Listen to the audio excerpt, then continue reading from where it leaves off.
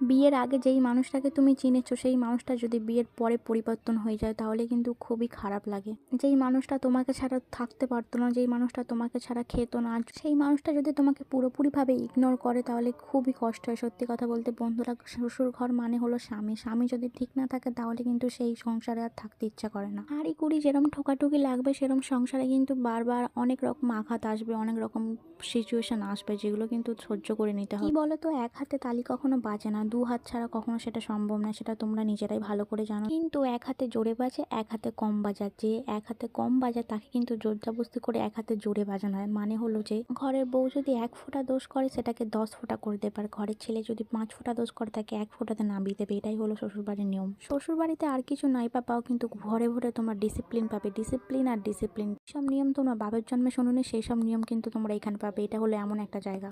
এই ভয়েসটা শোনার পর যদি কারোর খারাপ লেগে থাকে আমি খুবই